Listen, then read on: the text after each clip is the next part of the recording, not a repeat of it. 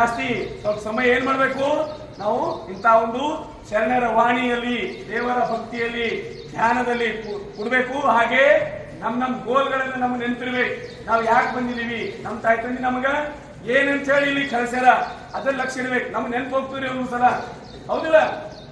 ನೆನ್ಪು ಹೋದ ತಕ್ಷಣ ನಾವು ಬೇರೆ ಕೆಲಸ ಕಡೆ ಅದರ್ ಆಕ್ಟಿವಿಟೀಸ್ ಭಾಗಿಯಾಯ್ತು. ಆದ್ರ ಹೆಚ್ಚೆಚ್ಚಿ ನಮ್ಗೆ ಗೊತ್ತಿರ್ಬೇಕು, ನೆನ್ಪಿರ್ಬೇಕು. ನಮ್ ತಾಯಿ ತಂದೆ ನನಗೆ ಯಾಕೆ ಕಳ್ಸ್ಯಾರ, ಏನಂತ ಹೇಳಿ ಕಳ್ಸ್ಯಾರ. ಪ್ರತಿ ಪೇರೆಂಟ್ಸ್ ಮೀಟಿಂಗ್ ಬರ್ತಾರ, ಹೌದಾ? ಬಂದಾಗ ಒಂದ್ಸಲ ನಿಮ್ ಲಕ್ಷ್ಯ ಹೆಂಗಿರ್ತಂದ್ರ ನಮ್ ಪೇರೆಂಟ್ಸ್ ಬರ್ತಾರ ಯಾವ ರೀತಿ ಹಾದಿ ನೋಡ್ತೀರಿ, ಅವ್ರ ಲಕ್ಷ್ಯ ನಮ್ಮ ಮಕ್ಕಳಿಗೆ ಭೇಟಿ ಮಾಡ್ಬೇಕಂತ ಹೇಳ್ತು. ನಿಮ್ಮಿಬ್ಬರ ಭೇಟಿ ಹೆಂಗಿರ್ಬೇಕು, ಪಾಲಕರದು ಮತ್ತು ನಿಮ್ ಭೇಟಿ ಹೆಂಗಿರ್ಬೇಕಂದ್ರ ಬಹಳ ಅರ್ಥಗರ್ಭಿತವಾಗಿರ್ಬೇಕು. ನೀನ್ ಒಳ್ಳೆ ರಿಸಲ್ಟ್ ತಗೊಂಡಿರ್ಬೇಕು. ರಿಸಲ್ಟ್ ತಗೊಂಡಿರ್ಬೇಕಿಲ್ಲಿ ನಿಮ್ ತಾಯಿ ತಂದೆ ಒಳ್ಳೆ ಎಲ್ಲ ನಿಮ್ಗೆ ಅಡಿಗೆ, ನನ್ ಮಗನಿಗೆಲ್ಲ ಅಡಿಗೆ ಮಾಡ್ಕೊಂಡ್ ಬರ್ಬೇಕೆಲ್ಲ, ಅವನಿಗೆ ಏನ್ ಇಷ್ಟ ಅಲ್ಲ ಅಂತೇಳಿ ಹಾಂಗ್ ಬಂದ್ವಿ. ಇಬ್ಬರ ಸಮಾಗಮ ಆಯ್ತಲ್ಲ ಅಲ್ಲಿ, ಅದು ಅರ್ಥಗರ್ಭಿತ. ದೇವ್ರಿಗೆ ಕುಡ್ತದು. ನಿಮ್ ಖುಷಿ, ಅವ್ರ ಖುಷಿ. ಅವ್ರಿಗೆ ಏನ್ ಬೇಕು, ನನ್ ಮಗ ಚಂದನ, ನನ್ ಮಗ ಹೆಂಗ್ ಓದತ್ತನ ಅಕ್ಕ ನೋಡ್ಬೇಕು. ನಿಮ್ಗೆ ಹೆಂಗಿರ್ಬೇಕಂದ್ರೆ ನಮ್ ತಾಯಿ ತಂದಿ ಅವ್ರ ಮುಖದ ನಗು ನೋಡ್ಬೇಕು ನೀವು, ಹೌದಾ? ಅವ್ರ ಖುಷಿದಾಗಿದ್ರ ಜಗತ್ತೇ ಖುಷಿದಾಗಿದ್ದಾಗ. ತಾಯಿ ತಂದಿ ಯಾವತ್ತೂ ನಾವು ದುಃಖ ಮಾಡಬಾರ್ದು.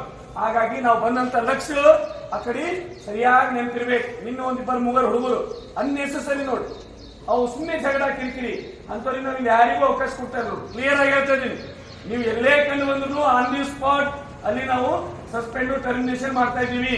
ಯಾವುದೇ ಕಾರಣಕ್ಕೂ ನಾವು ರಿಟರ್ನ್ ಮಾಡ್ಕೊಳ್ಳಲ್ಲ. ಕ್ಲಿಯರ್ ಆಗಿ ಹೇಳ್ತೀನಿ. ಮತ್ ಆದಷ್ಟು ನೀವೆಲ್ಲರೂ ಸರಿಯಾಗಿ ಹೇಳ್ತೀರಿ. ಒಂದೊಂದ್ಸಲ ಕೆಲವೊಬ್ಬರಿಂದ ತಪ್ಪಾಗ್ತಾ ಇದೆ. ಆ ತಪ್ಪನ್ನ ಸರಿಪಡಿಸ್ಕೋರಿ, ಹೌದಿಲ್ಲ?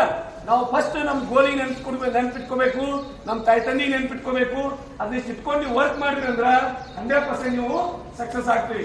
ಇವತ್ತಿನ ವಚನ ಸಹ ಅರ್ಥಗರ್ಭಿತವಾಗಿ ಅವನು ಏನ್ ಹೇಳಕ್ ಬಯಸಿದ ಅಂದ್ರ ನಮ್ ವರ್ಕ್, ನಮ್ ಡೈರೆಕ್ಷನ್ ಎಲ್ಲಿರ್ಬೇಕು ಆ ಕಡೆನೇ ಇರ್ಬೇಕಂತ ಹೇಳಿ ಕೃಷ್ಣ ಅವರು ಬಹಳ ಸುಂದರವಾಗಿ ಆ ವಚನವನ್ನ ಬಿಡಿಸಿ ಹೇಳಿದ್ದಾರೆ. ಎಲ್ಲರಿಗೂ ಶರಣು ಶರಣಾರ್ಥಿ.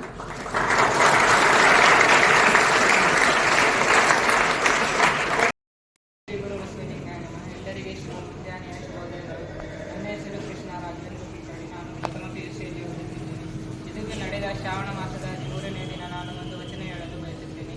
ಹಾವಿನ ಡೊಂಕು ಉದ್ದಕ್ಕೆ ಸಸಿನ, ನದಿಯ ಡೊಂಕು ಸಮುದ್ರಕ್ಕೆ ಸಸಿನ, ಮತ್ತು ನಮ್ಮ ಕೂಡಲ ಸಂಗನ ಶರಣರ ಡೊಂಕು ಲಿಂಗಕ್ಕೆ ಸಸಿನ. ಇದರ ಅರ್ಥವೇನೆಂದರೆ ಹಾವು ಯಾವಾಗಲೂ ನೋಡಿದರೆ ತನ್ನ ಹೊತ್ತಿನಲ್ಲಿ ವಾಸ ಮಾಡುತ್ತದೆ ಮತ್ತು ತನ್ನಂತೆ ಜಾಸ್ತಿ ತನ್ನ ಹೊತ್ತಿನ ರಕ್ಷಣೆಯನ್ನೇ ಮಾಡುತ್ತದೆ. ಮತ್ತು ನದಿಗಳು ಬೇರೆ ಬೇರೆ ದಿಕ್ಕುಗಳಿಂದ ಹರಿಯುತ್ತ ಒಂದು ದೊಡ್ಡ ಸಮುದ್ರಕ್ಕೆ ಸೇರುತ್ತವೆ. ಮತ್ತು ನಮ್ಮ ಕೂಡಲ ಸಂಗಮ ಶರಣರ ದೇವರು ಅವರು ಲಿಂಗದ ಭಕ್ತಿಯಲ್ಲಿ ತಲ್ಲೀನರಾಗಿದ್ದಾರೆ ಎಂದು ಹೇಳುತ್ತಾರೆ. ನಾವು ಮನುಷ್ಯರು ಯಾವಾಗಲೂ ಭಕ್ತಿಯಲ್ಲಿ ತಲ್ಲೀನರಾಗಿದ್ದರೆ ನಮ್ಮ ಜೀವನದಲ್ಲಿರುವ ಎಲ್ಲ ಸಂಕಟಗಳನ್ನು ಮರೆಯುತ್ತೇವೆ ಅಂತ ಹೇಳುತ್ತಿದ್ದಾರೆ.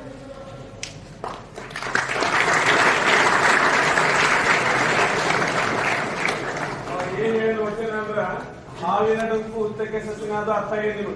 ನದಿಯ ಡಂಕು ಸಮುದ್ರಕ್ಕೆ ಸಸಿನ. ಆಮೇಲೆ ಮತ್ತೊಂದು ಮಾತಾಡಿದ್ರು, ವಿದ್ಯಾರ್ಥಿಗಳ ಡೊಂಕು ಅಭ್ಯಾಸಕ್ಕೆ ಸಸಿನ, ಹೌದಾ? ಅದ್ರ ಮೀನಿಂಗ್ ಅದೇ. ನಮ್ದು ಡೈರೆಕ್ಷನ್, ನಮ್ದು ಲಕ್ಷ್ಯ ಅಂದ್ರೆ ಹಾವು ಯಾವ ಕಡೆ ಜಾಸ್ತಿ ಒಲವು ತೋರ್ತಂದ್ರ ರಕ್ಷಣೆ ಮಾಡ್ಕೋಬೇಕು, ಬೇಗ ರಕ್ಷಣೆ ಮಾಡ್ಕೋಬೇಕಂತೇಳಿ ಹುತ್ತನ್ನೇ ಹುಡುಕ್ತದ, ಹೌದಾ? ನದಿಗಳು ಎಲ್ಲ ಸಣ್ಣ ಹಳ್ಳ ನದಿ ಕೊಳ್ಳ ಎಲ್ಲ ಎಲ್ಲಿ ಹುಡುಕ್ತಾವ ಅಂತಂದ್ರ ಸಮುದ್ರವನ್ನ ಹುಡುಕಿ ಸಮುದ್ರ ಕಡೆ ಹೋಗ್ತಾವ.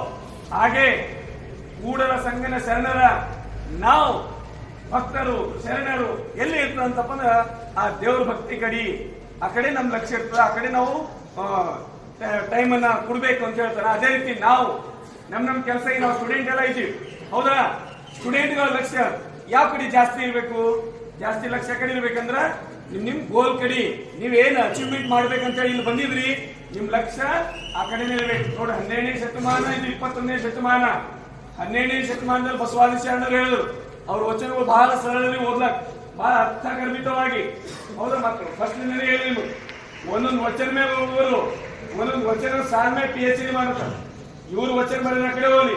ಆದ್ರೆ ಅವ್ರು ನೋಡ್ರಿ, ಆಗೇನು ಅಷ್ಟು ಎಜುಕೇಶನ್ ಕ್ರಾಂತಿ ಇದ್ದಿಲ್ಲ.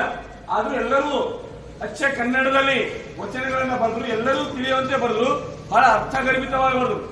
ನಮ್ ಡೈರೆಕ್ಷನ್, ನಮ್ ವರ್ಕ್, ನಮ್ ಕೆಲಸ ಎಲ್ಲಿರ್ತದೆ ಆ ಕಡೆಯಿಂದ ನಾವು ಜಾಸ್ತಿ ಲಕ್ಷ ಕೊಡ್ಬೇಕು. ಬೇರೆ ಕಡೆ ನಾವು ನೋಡ್ರಿ, ಹಾವನ್ನ ಡೊಂಕು ಸಮುದ್ರಕ್ಕೆ ಸಸಿನ ಅಂತ ಸಮುದ್ರ ಕಡೆ ಹೋಗ್ತಾನೆ, ಅದು ಹೋಗಲ್ಲ, ಹುತ್ತಿನ ಕಡೆ ಹೋಗ್ತು. ಹೌದು, ಅದೇ